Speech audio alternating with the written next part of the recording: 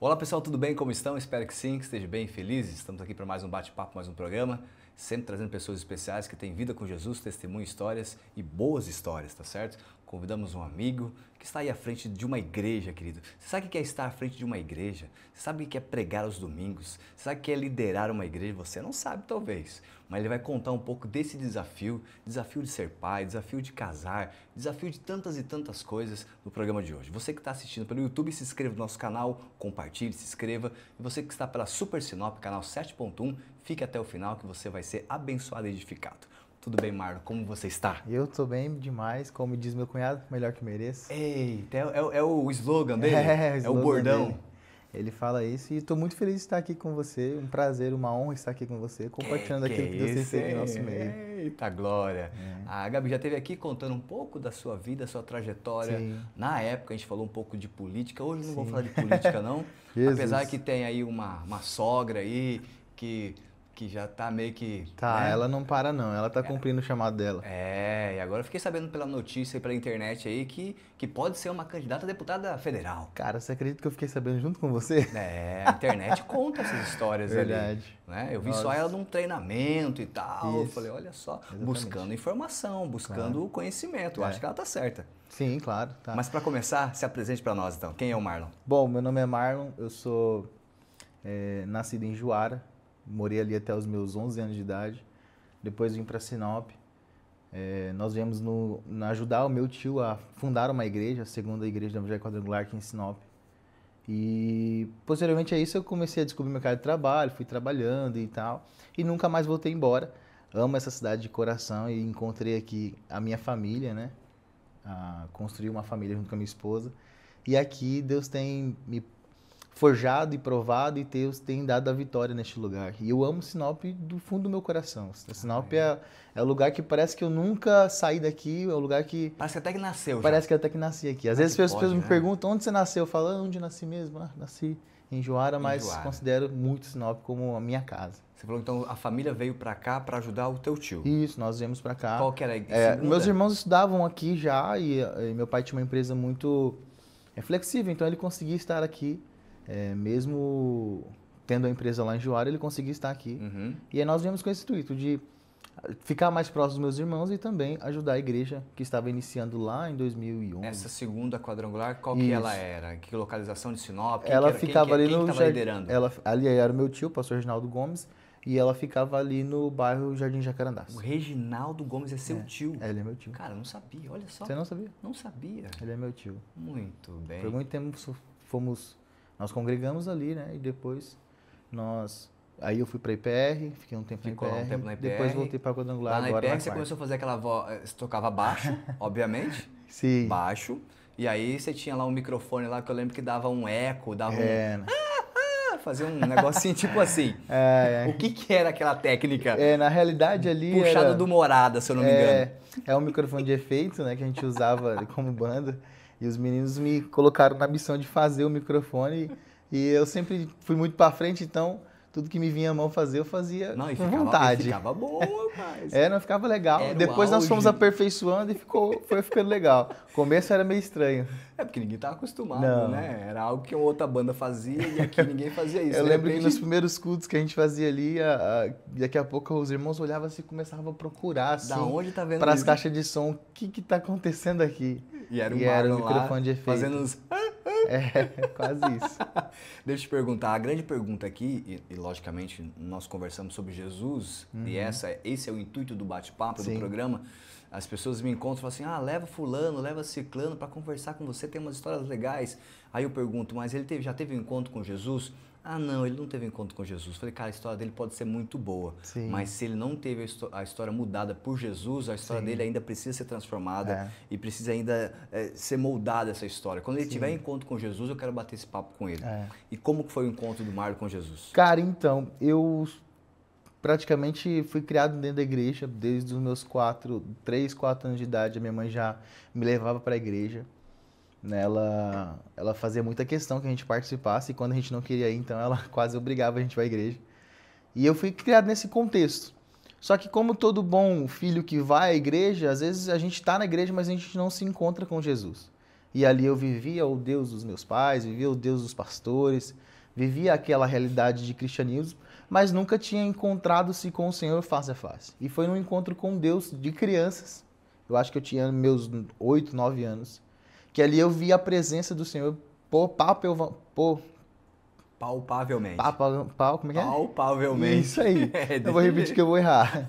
E ali, cara, eu senti assim a presença dele assim muito real. O ambiente estava propício muito ali, a propício presença para ali, isso. um ambiente cheio da presença. Exatamente. E eu lembro que eu estava dentro de uma tenda assim, e ali o Espírito Santo me encontrou. E a partir daquele dia eu fui tocado pelo Senhor e nunca mais eu consegui viver longe da presença de Jesus.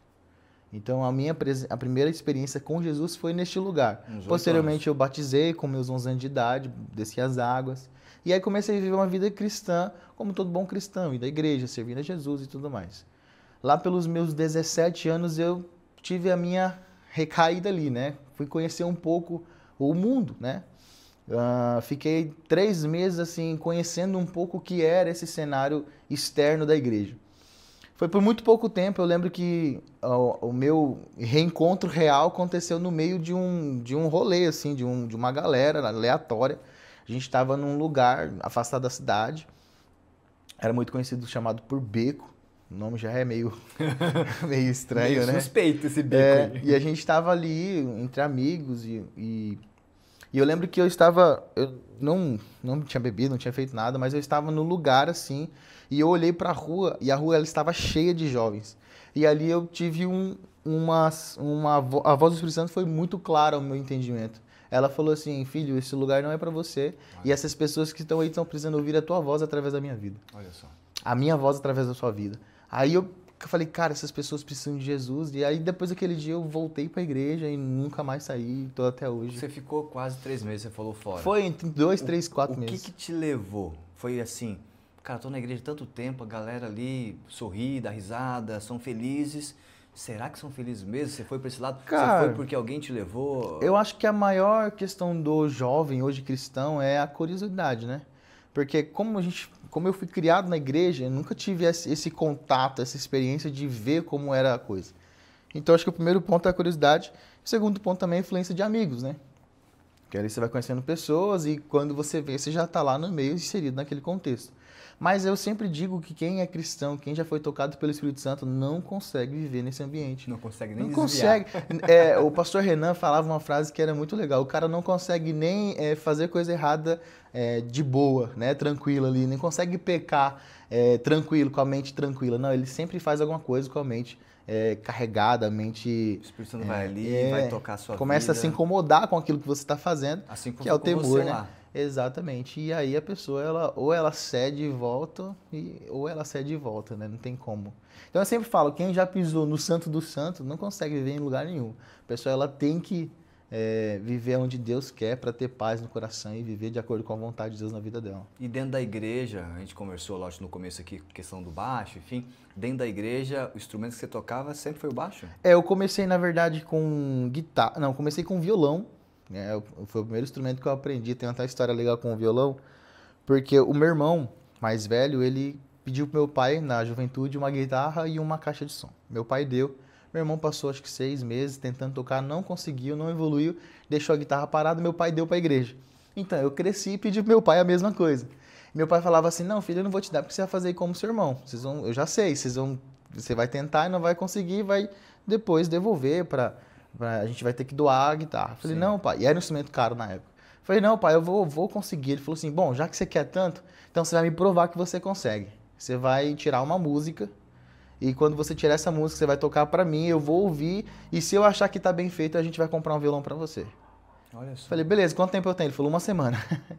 Aí em 1 semana eu guitarra peguei... mesmo? No violão. Violão. 1 semana eu peguei um violão emprestado da minha prima ensinou alguns acordes pro meu primo, que o meu primo ensinou esses acordes pra mim. Peguei eram 3 acordes, peguei os 3 acordes. Da libertação, foi usando um negócio até eu... E aí ali eu aprendi a minha primeira música, assim, terrivelmente. Lembra qual que era? Não vou lembrar, Fernando. Não lembro. Mas tocou pro seu pai a música? Toquei pro meu pai a música e aí meu pai olhou e falou: olha, ele aprendeu mesmo, né? Devia estar bem ruim, mas como um pai acredito no que o filho fala, ele falou, bom, então Nunca vamos tocou lá. na vida? E aí Uma ele semana? comprou um violão pra mim, assim, o primeiro violão foi um violão, assim, bem simplesinho, mas um violão muito... tem uma significância muito grande pra mim. Você tem ainda? Eu tenho ele na casa da minha mãe, tá guardado lá. Olha só. E ele é um violão que tá lá e eu não pretendo dar pra ninguém, porque ele é um violão, assim, já não funciona mais, mas tem um significado muito grande, porque é um violão o primeiro violão da conquista, né? Olha só. Foi a primeira coisa que eu conquistei, assim, falei, cara, isso aqui eu provei pra alguma pessoa que eu poderia alcançar alguma coisa. E Você desde foi então, desafiado, inclusive. fui desafiado, meu pai me desafiou a conquistar e eu conquistei. E desde então, ganhei outros violões do meu pai, depois meu pai... Bom, agora o menino já toca, né? Já tem o talento, agora vamos dar outros. Uma música já vou tocar? Aí depois ele me deu mais um, depois ele me deu outro, depois ele me deu uma outra guitarra. Aí ele foi investindo em mim nos instrumentos. Mas o primeiro violão foi ralado, foi suado. E daí, na questão da igreja, ministerialmente E falando, aí, você os ficou meus mais pais, no baixo? Depois, nessa como é que foi? época que eu comecei a aprender, meus pais eram pastores numa congregação em Juara. E ali nessa congregação, que tinha cerca de 20, 25 pessoas, eu tocava lá, comecei a tocar lá. Comecei a tocar violão ali, depois eu pulei para guitarra e fiquei na guitarra por um tempo e nós viemos para Sinop. Em Sinop, por necessidade da igreja, uma realidade de necessidade da igreja, um líder de louvor meu falou assim, Marlon, você tem coragem de aprender a tocar baixo? Eu falei assim, eu tenho, se precisar eu... Rapaz, porque o meu histórico é desafio e eu aceito exatamente, e esse líder meu me deu 3 meses para mim aprender a tocar baixo. Foi generoso. Foi generoso, esse foi generoso. E aí, em 3 meses, então, eu estava tocando baixo. Se era bom, se era ruim, eu acredito que ele vai ter que responder para nós. Mas eu acredito que era ruim, bem ruim. Vamos ligar para ele agora. Mas aí, então, eu comecei a tocar baixo. E aí, a partir do baixo ali, eu fiquei muito tempo. Eu fiquei muito tempo tocando baixo mesmo. Até uns 3 anos atrás, eu ainda tocava baixo. E aí, o violão é bem violão, raro. guitarra, baixo. Aí depois eu aprendi teclado também, por necessidade da igreja. Aprendi a tocar teclado. Mas eu estava sempre disposto. O que você tocou mais enfim, no teu tempo de músico, digamos assim, foi o baixo. Foi baixo. Foi o baixo. Foi o maior assim... Maior tempo. Maior tempo. A gente viajou até com o Vitor. Viajei 5 anos com o Vitor Perugini, pelo Mato Grosso, rodando Mato Grosso, para fazer algumas agendas com ele, no baixo. No baixo. E, cara, assim, eu sou apaixonado pelo baixo até hoje. Eu falo sempre pro menino baixista lá da igreja, fala assim, cara, o baixo é um instrumento que se tiver um semitonzinho desafinado, eu vou ouvir e vou falar, cara, tá desafinado. Olha só. Porque é uma paixão, faz muito tempo e agora que eu parei um pouco de tocar, mas ainda gosto muito. E esse tempo de igreja lá, Juara, você falou 8 anos, setor Jesus, Sim. todo mundo envolvido com igreja, enfim. Você lembra de alguma coisa? Eu sempre pergunto isso porque são histórias das quais eu não sei, eu não conheço, por exemplo. Sim. E eu faço questão de nem conhecer antes. Sim. No bate-papo a gente vai conversando e talvez tenha histórias. Tem boas histórias. Você lembra de alguma história da época de lá ainda, da igreja, dessa igreja pequena, que você estava lá tocando violão, ajudando, enfim? Você lembra de alguma coisa que te chamou a atenção ou que você fala, nossa, eu passei por isso ou vivi isso naquele tempo? Cara, eu lembro assim, como a gente era uma congregação... Quadrangular. Quadrangular. Sempre foi. A gente era uma congregação quadrangular.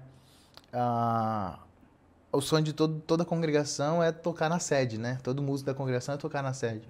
E eu lembro que nós íamos ter um evento na igreja, era um culto diferente.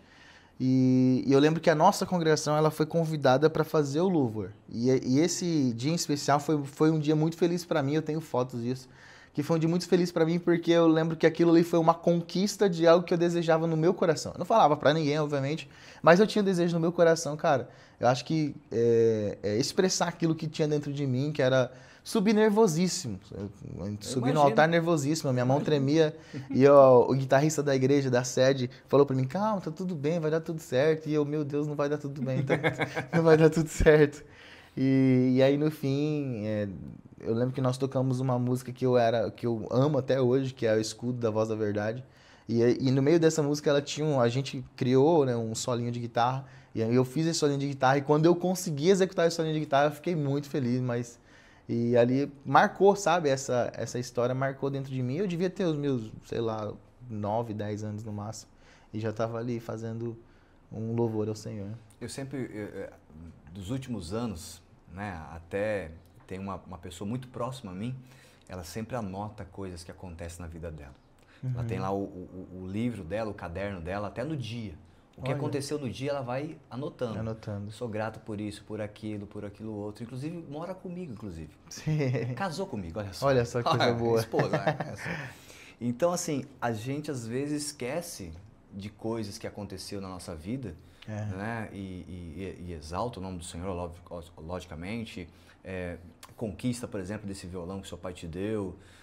Parece simples, né, para alguns, sim, mas cantar num evento maior ali, grande, ser convidado e se apresentar e conseguir fazer lá um solo ou tocar, sim, enfim. Então, nós temos que, às vezes, relembrar dessas coisas para saber onde estamos hoje e lembrar o que já passamos, né? Sim. Eu sempre conto, hoje eu moro numa casa boa, mas eu já morei numa kitnet apertadíssima, sim, sabe? Da onde Deus te tirou e aonde Deus te colocou agora. Você faz essa linha do tempo? Faço, porque assim, a minha história ela é um exemplo de superação, porque assim, desde o nascimento é um sinal de superação. Olha que eu vou perguntar, olha que eu não vou entrar nesse detalhe não. Mas é porque assim, cara, eu fui o terceiro filho, né, dos meus pais. Não fui planejado, vim logo depois de 7 anos do último filho dos meus pais, não era planejado. E os meus pais falam que não era planejado, mas quando a minha mãe engravidou, meu pai falou assim, se vir, tem que vir com muita saúde, ser aquele menino que pula em muro, que dê trabalho mesmo. E eu fiz jus dessa palavra, eu dei trabalho. Falou isso? Falou, eu dei muito trabalho. Mas desde o início ali, quando eu olho para trás hoje, eu vejo Deus colocando a mão e me preparando para o tempo que nós vivemos hoje. Sabe, eu vejo Deus me colocando em lugares com pessoas mais velhas, me estruturando, talvez me amadurecendo de uma forma precocemente, sabe? Mas Deus colocando sempre em lugares exatos para que eu pudesse viver o que eu estou vivendo hoje de uma maneira bem saudável, sabe?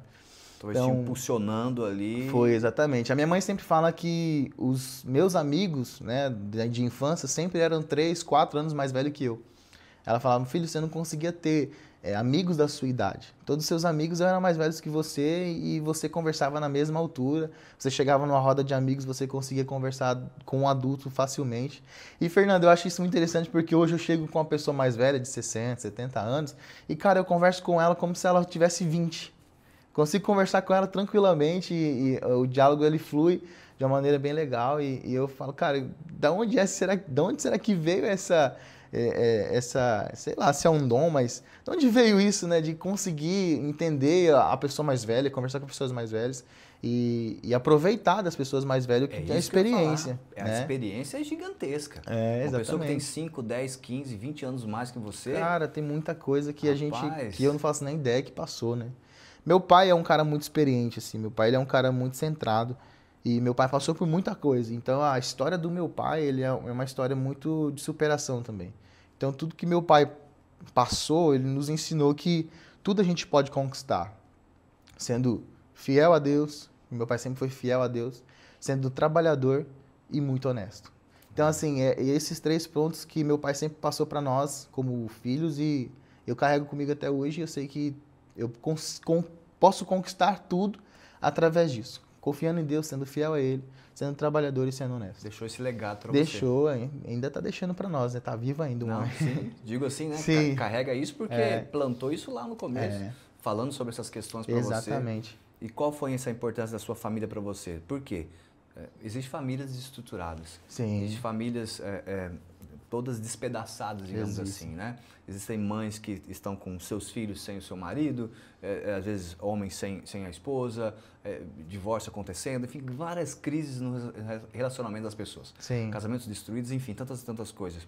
Como que você enxerga hoje toda a sua família, a sua trajetória, para que você se formasse hoje o homem que você é? É muito interessante porque, assim, os meus pais, eles sempre foram um casal bem, no relacionamento bem sucedido, assim, tiveram suas crises, sim, claro, como todo casal tem, mas a gente sempre teve uma base de família dentro de casa muito boa, sempre todo final de semana juntos, sempre passando dificuldades, sim, juntos, mas na hora da alegria, na tristeza, juntos. Então eu tive essa base como família muito boa.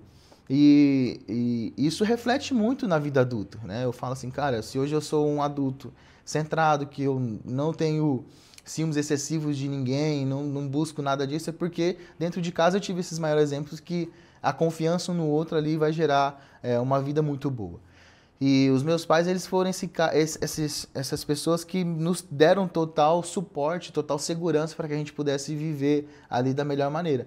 Não tivemos luxo, não tivemos. Tivemos assim, passamos por dificuldade, como todo mundo passa, mas sempre tivemos ali a base, a família bem estruturada. Era na coisa boa? Estávamos na coisa boa. Era coisa ruim? Estávamos nas coisas ruins juntos. Nos altos e baixos. Sempre nos altos e baixos. Então, e até hoje é assim, né? Hoje nós vivemos como família sempre juntos. A nossa família não se dividiu, né? A gente ainda vive junto, a gente permanece sendo família Depois do juntos. casamento agrega mais pessoas. Agrega mais pessoas, aí vai vindo, né? Vem a esposa, depois vem os filhos, aí vem os netos, né?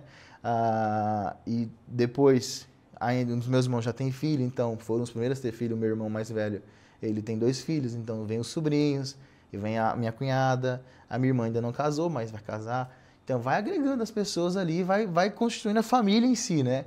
E os tios dos pais, né? Os irmãos dos pais e as mães os irmãos da mãe, vai ficando cada vez um pouco mais distante, porque a família vai crescendo e cada um vai tomando as suas proporções.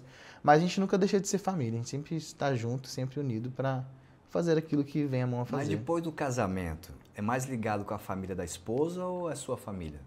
Cara, eu acho que é com a minha família por conta da igreja. A gente está sempre junto porque a gente está junto com a igreja. Mas depois do casamento, no namoro não tanto, mas depois do casamento a família da Gabriela foi bem mais receptiva, né? Então, o marido dela. Mas no namoro era um pouco mais difícil. A minha sogra sempre me abraçou, me acolheu muito, e meu cunhado também. Mas aí depois do casamento não teve mais essa questão de diferenças ali, enfim. Mas realmente é mais com a minha família por conta da igreja. Da igreja. Mas se não fosse, porque no ambiente normal, geralmente parece que a esposa puxa um pouco mais para a família, né, dela, do que para a sua própria família. Mas é assim, aquele negócio, tem um almoço na família dela e tem um almoço na minha família, a prioridade é dela. Então a gente já sabe ali, né? Vamos ter tal coisa. Então tá bom. Como vai ser? Não, a gente vai primeiro na minha mãe, depois a gente vai na sua. Tá bom. Mulher é assim, né? Não adianta. E a gente, homem, tem que entender, né? Que mulher é assim. E na sua visão, a Gabi, lógico, falei com ela, né? No bate-papo que a gente teve aqui, mas na sua visão, casamento, filhos de novo? A máquina não para. A máquina não para, né? A evolução da maternidade, enfim. Como foi para você aí todas essas mudanças? Então, casamento, filhos e igreja agora. Cara, eu e a Gabi, a gente sempre fomos muito intensos um com o outro. Nós nos conhecemos na IPR e depois nós começamos a nos relacionar e o pastor Bruno acreditou muito na gente e incentivou o nosso ministério. E ali nós começamos a servir juntos. E desde então a gente começou a ver que nós dois éramos muito bons juntos, né? Não éramos bons em cada um separado um do outro, não. Nós éramos bons juntos. Quando separava, cada um fazia uma função, a gente tinha problemas, a gente tinha desentendimentos. Quando juntava, era sucesso. E a gente começou a observar isso. Falei, opa, tem algo diferente entre nós dois. Porque os casais normais que a gente ouvia não, cada um faz uma coisa e depois se juntam para dar aquela saudade. Eu e a Gabriela era o oposto. A gente bateu muita cabeça até descobrir que nós precisávamos estar juntos para ficarmos bem. E aí, juntos, nós conseguimos fazer muitas coisas. Nós começamos a servir no ministério juntos. Depois, ela me ajudou a abrir minha empresa junto comigo. Nós começamos a trabalhar juntos, ela me ajudando de um lado, fazendo as coisas acontecer. Noivamos, tivemos um noivado assim bem rápido, depois casamos. E aí quando casou, eu falo assim, cara, que quando a gente casou, a gente descobriu a verdadeira felicidade. Algumas pessoas vão falar assim, mas é verdade, o casamento para nós, ele foi algo muito bom mesmo, porque ele trouxe... talvez para nós ele trouxe uma realidade que talvez a gente nunca tinha sentido antes, que era uma liberdade, mas era uma liberdade saudável, sabe? A gente vivia uma coisa juntos, a gente já vivia muitas coisas juntos, mas você sair do culto e comer um lanche e depois ir para casa juntos não tem preço que pague. sabe? E a gente sofria muito isso com a dor da despedida. Ia comer um lanche, na hora de deixava cada um na sua casa e ia pra casa, né? Dor Cada da um... saudade. E aí, cara, a gente fala assim, vamos pra casa, vamos, a gente pega a nossa filha, coloca no carro, a gente sobe no carro, vai pra casa, não tem preço que pague. E o casamento nosso, desde então, tem sido muito bom. A gente não... geralmente o pessoal popular fala, né, que os primeiros 3 meses, primeiro ano de casamento é muito difícil. Cara, a gente não teve nada disso, nossos primeiros anos de casamento foi excelente. E a Gabriela é uma excelente esposa, uma excelente mãe também, e tem dado tudo certo. E aí veio a Esther, né? Depois do casamento a gente teve a Esther, logo em seguida, nós casamos em janeiro de 2023, a Esther veio em junho, a Gabriela engravidou em junho, amor? Agosto, e a Esther nasceu em junho do outro ano, de 2024, dia 24 de 2024. 24? Se eu errar, eu apanho, hein? Não, tem aqui a ajuda dos universitários. E aí a Esther nasceu, cara, e aí assim, você é pai, você sabe disso, a vida muda, né? Porque antes você pensava em você e a sua esposa, pensava em trabalhar por você e pela sua esposa, pensava em servir a Jesus entre você e a sua esposa. Quando o filho nasce, as prioridades mudam, e aí mudou tudo. Aí a cabeça eu acordo de manhã para trabalhar pelos meus filhos, eu saio de manhã com a cabeça determinada em pensar um futuro para meus filhos, preciso educar eles no caminho do Senhor para que posteriormente eles não venham se desviar. Sim. No momento da angústia, da tristeza, no momento da dificuldade, eles venham fazer como eu já passei, de lembrar de Jesus, porque minha mãe um dia me ensinava que Jesus ele é no momento da alegria, mas Jesus também é no momento da tristeza. Então, quando eu me via nas situações difíceis, eu lembrava de Jesus. Então, eu penso isso, cara, eu preciso inserir a minha filha nesse contexto que Jesus, ele é o único Salvador. E aí você começa a pensar nisso cara, não tem preço que pague você ver uma criança que, dos 0 anos, ela tá ali totalmente inofensiva, quietinha, só respirando e chorando e mamando. Daqui a pouco ela já tá engatinhando, comendo seus primeiros alimentos, daqui a pouco ela já tá começando a falar, te chamando de pai, daqui a pouco ela já tá derrubando as coisas, fazendo arte. Cara, não tem preço que pague. Eu chego em casa bastante na hora do almoço, quando eu saio de manhã, a Gabriela ainda fica em casa. Quando eu volto na hora do almoço, por volta do meio-dia, eu chego e ela já tá acordada e ela tá lá, esperando eu chegar. Isso eu falo pra Gabriela que isso não tem preço que pague. Eu acho que é a melhor experiência que um homem pode viver como homem nessa terra, né? E tem pessoas, vou comentar isso, tem pessoas que perguntam assim, e já ouvi também, quer ser mãe, né? Quer ser pai? Não, não quero. A mulher não quer ter filhos e o cara não quer ser pai. Olha só que loucura que estamos vivendo. Exatamente. Mas talvez alguns desses digam isso por traumas familiares passados e tudo mais. Mas assim, se tem alguém nos ouvindo aqui que tem esse pensamento, eu digo para você repensar, porque, cara, ser pai, ser mãe é um dom de Deus, é muito bom, muito bom. Tem as dificuldades? Sim, tem. Eu passei 3 meses dormindo na sala com a Esther recém-nascida para deixar a Gabriela dormir, né, descansar, para que no outro dia ela pudesse cuidar da Esther e eu pudesse ir trabalhar. Então eu dormi com a Esther na sala 3 meses, graças a Deus eu tinha essa liberdade de horário, conseguia fazer os meus horários, ficava ali com ela. Depois, eu sou muito paizão babão, sabe? Eu gosto de ficar muito com ela, ela dorme do meu lado. Dorme ela, a Esther, a Gabriela, dorme a Esther, eu e depois a Gabriela. Eu fico ali do lado dela, eu cuido dela à noite ainda. E, cara, é uma experiência, você sabe disso, é inexplicável, não tem nem como descrever. Eu tive um pouquinho, mas bem pouquinho mesmo, a noção do amor de Deus quando a Esther nasceu. Eu falei assim, cara, eu sendo homem, eu acho que eu não conseguiria entregar essa minha filha por ninguém, nunca. Imagina Deus que entregou o seu único filho para morrer numa cruz por todos nós. Ali eu consegui entender bem pouquinho, mas pouquinho mesmo, porque eu acredito que o amor de Deus não é inexplicável. Mas ali eu consegui, falei, cara, Deus, ele é muito Deus. Imagine Deus, só, recém-nascida você não teria coragem de fazer isso. Imagina quando tiver 10 anos, quando tiver 15 anos, quando tiver 20. Quanto mais tempo você passa mais amor você tem. Exatamente. E mais difícil seria você fazer uma entrega dessa. E Jesus ali se entrega naquela cruz por nós e, cara, a gente tem que ser muito grato a Jesus por tudo que ele fez, muito grato a Deus por tudo que ele fez por nós, porque quando você é pai, você entende o amor, entende não total, mas parcialmente o amor de Deus ali. E é incrível mesmo. E não tem como a gente Como está sendo explicar, a jornada, né? de igreja? Você, logicamente, em Sinop, você ficou na Renovada um bom tempo. Foram quase 6 anos na Renovada. Bastante tempo ali. e aí você foi para quadrangular, quarta quadrangular. Isso, eu voltei para quadrangular, né? Retornou para casa. Eu fui para a IPR através de alguns amigos, né? A direção de Deus também.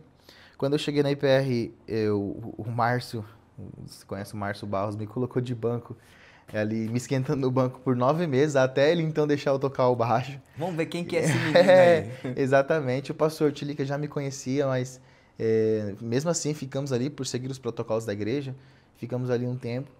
E depois eu comecei a tocar baixo, e aí eu sempre fui muito intenso em tudo que eu faço. E aí eu comecei a tocar baixo, eu tocava em uma escala, tocava em outra, daqui a pouco eu estava inserido em tudo. Tinha compromissos todos os dias na igreja. Solteiro, podia, né? E foi indo e tal, eu comecei a me dedicar. Houve um tempo da necessidade da igreja ter ali um técnico de áudio em tempo integral na igreja. Eu coloquei à disposição para a vaga e eu fui contratado pela igreja. Tive a alegria de ser contratado pela igreja. O primeiro técnico de áudio contratado da IPR Central de Sinop foi eu. Subiu no forro algumas vezes? Nossa, muitas vezes. Quase caí. Tem uma história muito interessante com isso, vou contar. Um dia de culto aliança, o pastor Renan olha para mim e fala assim, o Data Show estragou. E a gente precisa lançar hoje um vídeo de umas camisetas. Você consegue resolver? Eu falei, pastor, lá em cima é escuro, né?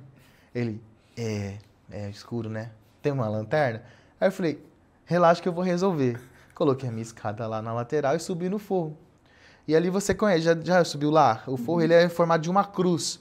Só que entre uma travessa e outra tem um degrau de altura, mais ou menos uns 40 centímetros. E aí eu resolvi a questão do Data Show. Quando eu estou voltando para sair do forro, eu enrosquei o meu pé num fiozinho de gesso, daqueles que seguram gesso. Enrosquei meu pé e eu fui para cá e eu levantei a minha mão e segurei na tesoura do prédio, que segura o telhado.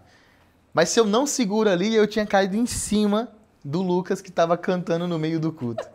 Falei, cara, aquele dia foi... Ri pra não chorar, Nossa, né? Mas aquele dia assim, eu gelei, sabe? Eu nunca tinha sentido tanto medo como eu senti aquele dia. Eu lembro que eu parei assim, eu agachei um pouco assim onde eu tava lá no forro. E ali no forro eu lembro que eu escutei uma música inteira, um louvor inteiro. Nem me lembro qual era o louvor, mas eu escutei o louvor inteiro e eu vibrava tudo ali, porque imagina, o grave, tudo subindo. Vibrava tudo o teto e eu fiquei ali quietinho. Falei, eu vou ficar um pouco aqui pra respirar um pouco. Eu tava tremendo igual vara verde ali. E então aí eu trabalhei lá e tudo mais. Fiquei um tempo, depois comecei a trabalhar no ramo secular. E aí eu vi necessidade, então, eu saí do cargo da igreja e veio outras pessoas. E eu continuei ajudando o pastor Bruno na Renotins, que é o departamento de adolescentes. Aham. E ficamos ali, eu, minha esposa, na época minha namorada, ficamos ali servindo. Eu como líder de louvor dos adolescentes, ela como líder de recepção, e servimos a Jesus ali. E aí... meu pai voltou para Sinop e recebeu um convite do nosso presidente estadual, pastor Antônio, de assumir a 4ª Igreja do Evangelho Quadrangular aqui em Sinop. Já existia. Ela já existia, aconteceu uma história com a igreja e um processo de mudança. Exatamente. E aí meu pai recebeu o convite, meu pai me ligou, né, perguntou, filho, recebi esse convite e tal, se você e toda a família aceitar, junto comigo nós vamos aceitar. Falei, tá bom, pai, mas agora você me espera que eu vou ligar para minha futura esposa, que eu não posso tomar nenhuma decisão sozinho agora, né? Eu liguei para ela e ela não entendeu muito bem. Depois nós nos encontramos, eu falei, olha, é assim, assim, assado, a igreja é essa, não sei o quê. Ela falou assim, amor, o que você fizer eu vou fazer, onde você for eu vou e tamo junto. Falei, amém. Liguei pro meu pai e falei, pai, tô com você, tô junto com você e vambora. Só que, Fernando, eu não tinha nem noção do que era recomeçar uma igreja. Não tinha noção. E acho que poucas pessoas têm essa experiência. E é muito difícil. É muito mais difícil do que você plantar numa igreja do zero. Porque quando você recomeça, a igreja ela já tem ali as suas características, ela tem as suas feridas, ela tem os seus problemas. É uma igreja já com histórico. Então, até você reestruturar essa igreja, ela tem um processo. Ele não é rápido. De novo. Exatamente. E nós caímos ali quase sem experiências, né? E aí nós recomeçamos então. Meu pai recomeçou como pastor titular e nós fizemos ali com eles, junto com eles, grandes coisas. No início nós tocávamos, abria o culto, pregávamos, encerrava o culto e no final ainda ir lá comentar os irmãos no estacionamento. Fazíamos quase tudo. Dava boa noite, tirava o dízimo e oferta, exatamente. Cantava e dava tchau. E a nossa família sempre junta, sempre unida, a gente tomou aquilo ali como nossa segunda casa e fizemos acontecer. E é interessante porque eu me via ali dentro da igreja executando algumas coisas que eu aprendi lá atrás por ter relacionamento bons com pessoas mais velhas. Talvez algumas conversas que eu tive com o pastor Bruno, com o pastor Renan lá atrás, e aí vinha a minha memória ali durante o tempo que eu estava nesse processo ali na igreja, como estruturar, como fazer, como deixar bem organizado, como organizar para o departamento, como reestruturar as coisas e tudo mais. E ali eu via assim, cara, que Deus tinha me preparado para este tempo, sabe? Mas ainda vivia aquilo ali como um ministério normal. Tinha minha empresa secular, trabalhava secularmente. Ajudando ali. E ajudava o meu pai no ministério nos finais de semana. E aí a gente foi indo e tal, e chegou um tempo em que chegou esse ano, em tempo que Deus nos chamou assim mais intenso. Eu tinha uma palavra de pastoreio já, que Deus tinha falado para mim há muito tempo atrás, quando nem tudo fazia sentido. Eu recebi essa palavra, eu olhei para a irmã e falei assim, minha irmã, se você soubesse a minha vida, você não profetizava isso, você não tinha coragem de profetizar isso na minha vida. Desacreditado mesmo do ministério. E aí veio se concretizar então, eu comecei o curso de teologia, comecei a fazer. Esse ano eu terminei o curso de teologia, e aí eu comecei a exercer algumas funções na igreja já como pastor. Ainda não não recebi a ordenação pastoral, porque me falta uma prova, mas já estou executando algumas funções como pastor na igreja. E nesse ano nós assumimos alguns departamentos gerais da igreja, como finanças, organização de departamentos e tudo mais. Nós assumimos isso tudo para ajudar o meu pai, para organizar a igreja, para fazer a coisa acontecer, para evoluir a coisa. E aí, pouquíssimos tempos, nós começamos a tomar mais essa frente e Deus nos leva a caminhar a passos mais largos, né? Ficamos ali na Joaquim Socrepa, no Ibirapuera, quase 3 anos, e Deus nos levou a mudar o cenário. E um dia essa história é muito interessante, porque eu sou aquele cara que se eu vejo que algo está fora do lugar, eu gosto de ir lá e colocar no lugar. Eu tenho que fazer um reparo em tal coisa, eu vou lá e tá faltando uma torneira do banheiro, eu vou lá comprar aquela torneira e vou colocar no outro dia. Resolver. Eu vou colocar um adesivo nessa porta, eu vou acordar no outro dia, vou lá comprar o adesivo e vou colocar. O que são simples, a gente faz de resolver, eu sempre gosto de resolver e manter em ordem. Sim. E aí eu lembro que no domingo à noite eu falava, olha, amanhã cedo eu vou acordar, vou numa gráfica, mandar fazer o adesivo da porta, eu vou trocar aquela torneira do banheiro, vou pintar as paredes aqui dessas salas que estão feias e tal. São coisas baratas que você consegue resolver facilmente. E na segunda-feira eu acordava e meu coração se fechava. Eu não conseguia mover nada dentro da igreja. E cara, mas o que está acontecendo comigo? Eu não sou esse cara, eu gosto de fazer e tal. E aí, ok, foi passando, passou uma semana, passou 2 semanas. Na segunda semana disso, a gente está passando em frente a um salão comercial ali na Vida Sem Pirunas. E a Gabriela fala, olha amor, que prédio bonito. Eu olhei, o prédio ele era lindo, realmente fachada e tal, mas ele tinha um portão lateral. Eu falei, esse prédio ele deve ser metade desse tamanho, porque tem um portão. Então, onde entra o portão vai ser aberto e o prédio é só metade para dentro, né? E nem dei bola, fui para casa. Isso era numa quinta-feira. Não tinha placa de alugo? Não tinha placa de alugo sem nada, só era um prédio sem fachada, exatamente. Olha só. E aí a gente foi para casa na quinta-feira, passou a sexta-feira, no sábado a gente tá em casa antes do culto. E a gente tá ali de boa assistindo uma TV e de repente ela tá mexendo no celular, ela olha o prédio com um patrocinado, um tráfego pago do prédio.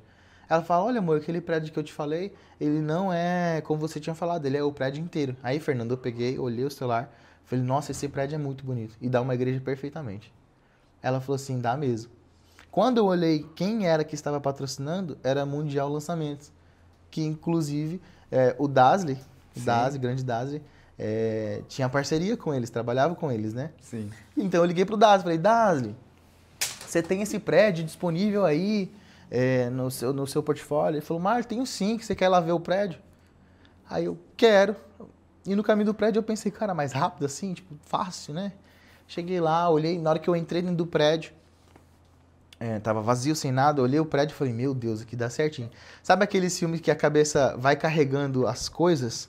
Você vê uma coisa aí, tipo, vai surgindo um desenho assim, vai surgindo.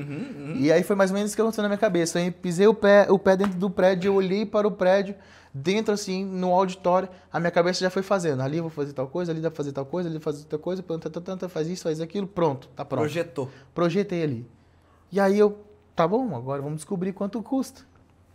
Cheguei no Daz, falei, Daz, lindo prédio. Nos serve, banheiro ok, salas ok. Nos serve, quanto custa? Aí ele falou, valor, não vou falar o valor aqui, mas era um valor alto. Uhum. Aí eu falei, não, era o dobro do valor que nós pagávamos lá na Joaquim Socré. Falei, não, deixa quieto. Muito alto para nós e a gente não tem essas condições ainda. A igreja está sendo reestruturada e não dá agora. E virei as minhas costas, falei, Daz, obrigado pela companhia, obrigado pela disposição, mas estou indo para casa, que hoje tem culto. Virei as costas e fui para casa. E aí, quando eu estou saindo assim da porta do auditório, ele fala assim para mim, Marlon, Temos uma criança no estúdio, temos a criança. Pode continuar. A Esther ali. Ele falou assim, Marlon, faz a proposta, não deixa de fazer a proposta, porque quem sabe dá certo. Eu olhei para ele e falei assim, Dazi, eu vou fazer uma proposta só se for de muita fé, porque essa condição a gente não tem ainda. Mas faz a proposta, falou assim para mim. Saí, e isso era no domingo já, no sábado, aí passou o domingo, nós fomos pro culto, não contamos nada para ninguém, nem pros meus pais, nem para ninguém. Guardou no coração. Guardamos para mim, meu pai pregou nesse dia uma palavra de portas abertas, que Deus já tinha dado a chave da porta, e eu recebendo ali no banco, falei, Deus, amém, eu creio nisso. E recebendo a chave da porta, eu sei até onde é. E não contei nada pro meu pai, fiquei aquilo ali para mim, guardei. Na segunda e terça e quarta eu faço um jejum, e na terça-feira, no meio do meu jejum, o Dazi me ligou. E aí, cadê a proposta? Eu acho que o Dazi estava com mais fé do que eu. Aí eu falei, Dazi, eu vou fazer a proposta, mas é uma proposta muito, muito difícil, assim. Se aprovar, é muito de Deus. E aí eu fiz a proposta. E aí ele olhou para a proposta e falou assim, nossa, aí é fé, hein? Quase metade do preço. Metade do preço. Metade do preço. Metade do preço. Aí ele falou assim, Marlon, eu vou ver o que eu consigo aqui para você, mas eu acho difícil. Eu falei, amém, vê lá. Deus que tá comigo, ele não dorme, não. Você consegue, né? Você vai... Eu fui realista com ele. Aí ele conversou com os proprietários lá, né? E chegaram num acordo lá e uma contraproposta. E a contraproposta foi, acho que 20% acima da metade do preço. Então, o valor estava bem acessível. E eu fui no escritório dele e falei assim, Dazi, beleza, assim tá fechado. Peguei na mão dele, quando eu entro dentro do meu carro, ele nem ouviu essa história ainda, ele vai ouvir, ele vai achar engraçado. Eu entrei dentro do meu carro, tô passando na avenida do escritório dele. Quando eu tô na avenida, Fernando, bate aquele senso da realidade. Aí eu, como assim? Como assim dá certo? É mais caro, nós estamos reestruturando agora, o caixa da igreja não tá sobrando, tá difícil e tal, as situações não tão fáceis. Falei, como assim, Marlon? Tá doido, tá ficando louco, sabe? Aquela guerra entre a fé e a razão ali dentro de mim. E eu, cara, não faz sentido isso e tudo mais. E aí, deixei a Gabriela num lugar, num compromisso que ela tinha, e eu falei o seguinte, cara, quer saber? Eu vou lá na frente desse prédio. Aí eu parei meu carro na frente do prédio, e ali eu tive meu tempo de infantilidade espiritual. Por que eu falo isso? Ali eu parei na frente do prédio e eu fiz uma oração. Eu falei assim, Deus, seguinte, Deus sempre fala comigo, Fernando, através de capítulos. Eu leio textos e Deus fala comigo através dos capítulos das histórias. E aquele dia eu falei assim, Deus, eu não quero um capítulo. Hoje eu quero um verso. O Senhor vai me entregar um verso. Eu não quero capítulo nenhum, eu quero só um verso. Eu vou ser mimado mesmo neste momento. Eu falei, Deus, me desculpa, me perdoa, mas nesse momento eu não preciso de uma história inteira. Eu creio que o Senhor pode falar através de uma palavra. Então fala comigo. E aí eu peguei o meu celular na Bíblia digital e sabe aquela roleta russa? Fechei o olho ali. Aí cliquei no texto. Quando cai no texto, aí cai no texto em que Jesus vai dizer a Tomé, porque você vê, você creu, felizes são aqueles que não viram, mas creem. Aí eu parei assim e falei, Deus, já entendi tudo. Comecei a chorar, falei assim, eu preciso crer antes de ver. Eu preciso crer que esse lugar é nosso, eu preciso ver essa igreja pronta antes de ver isso aqui. Realidade, né? Preciso ter a fé antes da realidade. Aí eu voltei com o meu carro para a rua, mandei um áudio pro Dazi, falei, Dazi, pode rodar contrato, vamos fechar, vai dar tudo certo, vamos para cima. Aí isso era numa sexta-feira, ele falou assim, Marlon, o contrato para rodar agora é só terça-feira. Eu falei, não, mas eu preciso mostrar para a igreja esse prédio domingo, no culto. Eu preciso soltar esse prédio. Ele falou, não, faz o Pix aí, depois nós roda contrato e você já solta na igreja. Eu falei, tá bom. Conversei com meu pai foi lá no prédio, amou o prédio, ficou feliz, quase pulou 3 metros de altura. E aí nós então fizemos o pagamento na sexta-feira e beleza, o prédio era nosso. Sexta-feira, fim da tarde, eu fui lá, gravei um vídeo ali com o Yuri produziu o vídeo pra mim. de lançamento do prédio e tal, soltei nas redes sociais depois. E guardei o vídeo ali para soltar domingo, como surpresa para a igreja. No sábado, Fernando, a gente tinha uma vigília com uma missionária chamada Cláudia Betânia, não sei se você conhece. Já ouvi falar. E aí a Cláudia, Deus usa muito ela com revelação. E eu nem lembrava disso. Falei, amém, hoje tem a vigília com a Cláudia, vai ser bênção e tal, aquelas assembleanas do Reteté mesmo. Eita, falei, é bom que dá uma despertada na juventude e vai ser bênção. A vigília era 10 horas e tal.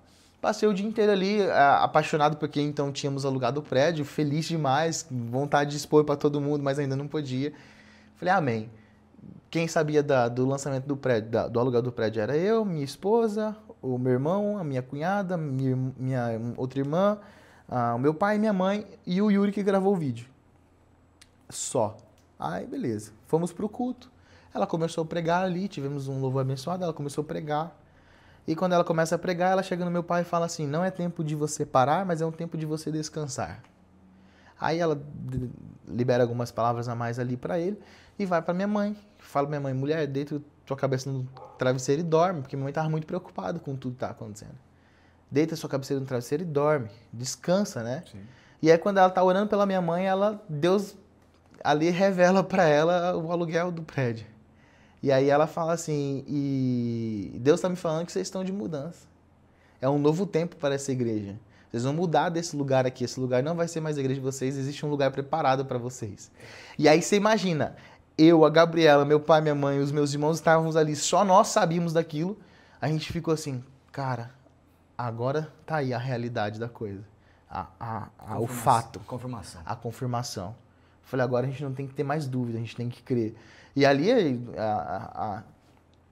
quem já sabia, que era a minha família, começou a chorar, começou a agradecer a Deus pela direção e tudo mais. Beleza, depois ela orou mais pela minha mãe, foi na Gabriela, entregou uma palavra na Gabriela, foi em mim, ela falou, Deus está te levando como pastor de ovelhas e tal, não sei o que, amém. Completo ali. Quando acabou o culto, eu totalmente anestesiado, peguei o microfone e falei assim, gente, a novidade era para amanhã, domingo, né? Mas como a Cláudia já adiantou aqui, o que Deus tem para nós, eu não posso deixar de testificar a verdade. Aí eu falei para ela, falei para a igreja, né? Falei, igreja, nós vamos mudar daqui. Nós alugamos um prédio ontem à noite. E soltou o vídeo? Ontem, fim do dia. E aí soltamos o vídeo. Cara, aí a igreja pulou de 3 metros de altura. Você imagina. E aí, assim, foi uma alegria, assim, tremenda e tudo mais. E claro que na mudança daí já era aquele transtorno de mudança e tudo mais. Sim. E começamos o processo de mudar, né? E aí foi indo, cara, aí você sabe, você tá passando por isso também. Aí é muita coisa, é Energisa dando trabalho pra gente, é pintura que tem que pintar, é som que tem que desmontar. Aí foram 30 dias de bem intensos, assim, bem intensos. 2 semanas foi mais tranquilo, que foi só pintura, ajuste, colocando piso e tal, não sei o quê. E aí quando pega para mudar mesmo, que daí você tira toda a estrutura de um lugar, leva para o outro, ar-condicionado, som, equipamento de luz, cadeira, imagina, todas as salas crianças, a cozinha, sala de escritório pastoral, tudo, você leva tudo. Cara, aí pegou. Aí foi trabalheira, foi 2 semanas intensas. E aí na última sexta-feira agora, para a honra e glória de Jesus, nós inauguramos. Ainda não 100% pronto, mas inauguramos, porque tem que fazer acontecer e uma obra ela não pode acabar 100%. Eu sempre digo que se uma igreja acabar 100% o que ela tem para fazer, o pastor ele tem que derrubar uma parede e começar de novo. Sempre tem um ajuste. Tem que ter, cara. A igreja ela precisa estar em movimento, até o slogan da nossa igreja é uma igreja em movimento, porque a igreja ela precisa estar em constante movimento, ela precisa se mexer, ela precisa ser relevante, ela precisa investir em projetos sociais, ela precisa estar ali se movendo e fazendo o seu papel como igreja. Não adianta só os crentes, os cristãos se reunir como igreja no domingo e ir lá adorar o Senhor e glorificar Jesus ali. Não, tem que ser igreja todos os dias, tem que fazer ações, tem que se mover, tem que fazer a coisa acontecer, porque ser igreja é isso, é cuidar de pessoas e amar como Jesus amou esse povo. Amém. E agora então o prédio está em qual que é a localização? Nós estamos ali na Avenida Cipirunas, 1893, bem ao lado da MG Papelaria, ali no Jardim Botânico. E ali é um lugar separado que o Senhor separou para nós vivermos coisas extraordinárias como igreja. Quanto tempo você não sabe, né? Por pouco tempo. A palavra que nós temos recebido, e eu creio nessa palavra, é por pouco tempo, porque ficará pequeno. É um espaço para 350 pessoas, é bem grande, mas eu acredito que ali nós vamos ficar por pouco tempo, Porque essa é a palavra que Deus tem nos dado. As igrejas trabalham em vários formatos, né? Os cultos, pequenos grupos, enfim, lá vocês têm então os cultos na semana e como que funciona? Quais são os dias e o que são esses cultos? São específicos para quê? Nós temos então o primeiro culto da semana, é o domingo, né, às 19 horas, que é o culto de celebração, que a gente se reúne como igreja para adorar Jesus ali. Aí segunda e terça nós temos departamentos internos que se reúnem ali para ajustar, resolver problemas e tudo mais para os próximos cultos. Quarta-feira nós temos o culto Renovo. O que é o culto Renovo? Ele é um culto renovo, ele é para renovar mesmo ali as energias. É aberto, porque normal para todo mundo. Eu tive essa direção é aberto para todo mundo. Tive essa direção tem uns 2 meses, Deus me levou a esse lugar de renovação. E ali o culto Renovo, ele é para ser um refrigério na alma das pessoas, para que quando ela está na semana ali cansada, talvez já passou por alguns problemas, algumas dificuldades na semana, ela vai lá receber um renovo de Deus. Então o culto Renovo, ele tem uma pegada um pouco mais diferente, é um culto que a gente faz ali um lounge antes do culto, meia hora ali de interação com as pessoas, conversa, ora, troca ideia, vê como está uma semana da pessoa e tudo mais. E depois, às 20 horas, dá start e início ao culto oficialmente, ali já com louvor. E depois tem uma palavra e oração profética no final também.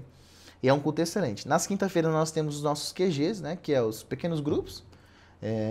Na sexta-feira nós temos as orações com as mulheres, e aí as mulheradas sempre se reúnem ou na igreja ou na casa de alguma irmã.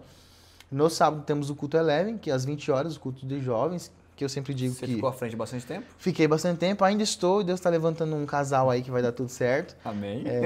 Porque acaba ficando muito pesado pra gente. Mas o Eleven, ele é de 0 a 100 anos, a gente sempre prega muito isso, que o Eleven, ele não pode ser um culto de jovens, ele é um culto aberto a quem quiser ir. Sim. Tem aquele formato mais jovial, uma vibe mais jovial, mas assim, é para todo mundo, a palavra é direcionada a todo mundo, o louvor é direcionado a todo mundo e é excelente. E aí o domingo nós voltamos para o culto de celebração às 19 horas. Maravilha. E os pequenos grupos chama? Os pequenos grupos chamam-se QGs. Aí tem alguns bairros espalhados, a gente está crescendo agora os QGs novamente, deu uma diminuída, agora está voltando a crescer novamente. A gente tem Jardim Jacarandá, Terra Rica, nós temos Ibirapuera, nós temos alguns bairros aí que não vou lembrar de cabeça agora. Espalhados ali, com liderança. Enfim, Isso, é como se fosse um GR, uma Isso, célula. é um pequeno grupo. É o pequeno grupo mesmo. Pequeno grupo. Tradicional que todo mundo já conhece. Exatamente. Só mudou a nomenclatura até para identificar com a igreja. QG significa quadrangular group, né? Quadrangular group, que é o inglês, né? A gente tem que colocar o inglês, né, Fernando? Rapaz, é outro padrão. É, outro padrão. E aí vocês têm durante o ano algumas conferências? Nós temos sempre em dezembro a conferência Agradecer, que a gente faz uma conferência ali para agradecer a Deus por tudo que Ele fez durante o nosso ano. As últimas conferências Agradecer foram marcadas por presença de pessoas nacionalmente conhecidas, né? Nós já trouxemos o Salvaon, a banda Salvaon, o pastor Tarso do Rio de Janeiro. Trouxemos no último ano Felipe Rodrigues, entre outras pessoas já conhecidas, a gente já trouxe, e o Jonas Serra já esteve conosco.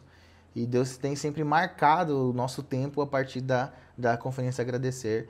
E esse ano vai ter também a Conferência Agradecer, mas vai ser de uma maneira um pouco mais diferente, uma coisa voltada mais para a igreja.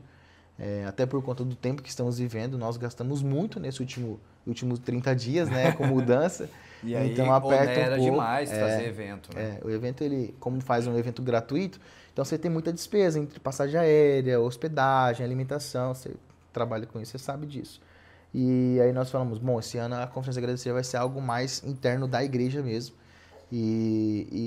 Mas eu tenho certeza que Deus vai fazer grandes coisas no nosso meio lá também. Amém, amém. A quadrangular em Sinop, ela tem 4 quadrangulares, no São caso. 4 quadrangulares. São 4. Isso. Aqui em Sinop. A primeira, Jardim das Palmeiras, a segunda, Jardim Jacarandás, a nossa agora Jardim Botânico, e a terceira, ela é Violetas, e a quarta é Jardim Botânico, que é a nossa. Que é de vocês agora. Isso. E estão todos na mesma convenção? Ou existem diferenças? A quadrangular, ela é uma igreja muito aberta à visão do pastor, né? Se você for na terceira igreja ou na primeira, você vai notar algumas diferenças por conta da visão do pastor. Seguem a mesma linhagem que as 4, Jesus Cristo salva, cura, batismo com o Espírito Santo e em breve voltará, que é a visão da fundadora da igreja, a Emerson McPherson, que fundou em 1920 em Los Angeles. E a gente segue essa mesma visão, mas tem sim uma presidência nacional, mundial, global, né? Tem estadual, regional e tem o municipal. Mas, assim, a liderança da igreja quadrangular, ela é muito tranquila, ela dá essa liberdade para o pastor colocar a sua visão, trabalhar da sua maneira. Você consegue trabalhar da forma Exatamente. que você sente ali naquele tempo. Você vai encontrar ali. No estado do Mato Grosso hoje, são mais de 170 igrejas quadrangulares no Mato Grosso hoje. Você vai encontrar igrejas mais tradicionais, bem mais tradicionais, e igrejas mais modernas, que já caminham por uma outra ideia, né, uma ideia mais moderna, mas também existem aquelas igrejas mais tradicionais, bem tradicionais, que a gente é acostumado a ver. O que eu conheci realmente era essa mais tradicional ali, parecido com antigamente uma Filadélfia, uma Batista, Primeira Batista, uma igreja mais assim, presbiteriana independente, alguma coisa mais formalzinha, assim, digamos assim. Eu costumo dizer que a nossa ela é uma mistura de algumas igrejas, porque eu nasci berço quadrangular, mas eu tenho uma raiz ali meio pentecostal da Assembleia e tenho também a Presbiteriana Renovada comigo, né? Então, e os meus pais também têm essa mesma visão. Meu pai ele é mais tradicional, eu sou mais jovial, mais renovado e tudo mais. Mas a gente vai fazendo essa leitura, vai mesclando e vai encontrando o meio termo. E, cara, tem dado muito certo, assim, muito certo mesmo, porque é uma igreja que está atendendo às necessidades da comunidade e tem feito um trabalho essencial assim, para as pessoas. Amém. Querido, quero te agradecer pelo papo. Eu que agradeço. Que Deus abençoe você lá, a igreja, enfim, toda aquele povo que está lá ouvindo, recebendo palavras de Deus através da vida de vocês, da família de vocês, enfim. Temos uma criança no estúdio. E que Deus continue abençoando a sua vida. Eu gosto muito de você, amo a sua família, enfim. E que Deus possa realmente continuar fazendo coisas grandes. Amém. E que você não tenha medo. Amém. Né? Que você não tenha medo. Realmente essa questão. As mudanças realmente nos assustam. Elas não são assustadoras, né? Mas se você tem uma palavra, que vai nessa palavra.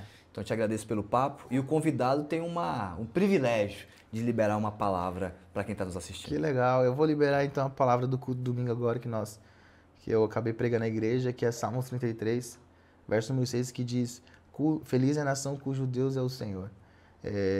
Quando o salmista vai escrever essa mensagem, ele vai dizer feliz é a nação, ele está se referindo ali ao povo de Israel. E na realidade, essa nação é o povo de Deus. Então, eu mudaria ali só para ilustrar, feliz é o povo de Deus que tem o Senhor como Deus. Amém. Então, se você quer ter sucesso na sua vida, se você quer ter paz, tranquilidade, deitar a cabeça no travesseiro e dormir tranquilo à noite, tenha Deus como o seu Deus. Tenha Deus como o Senhor da sua vida, que você vai ter sucesso, paz e tranquilidade. Às vezes você não pode ser um cara rico, talvez você não vai ser rico na sua história, mas você vai ser um cara muito próspero. Amém. Deus abençoe, queridão. Amém. Pessoal, você que ficou até agora, Deus abençoe você, sua casa, sua família. Nos vemos no próximo programa.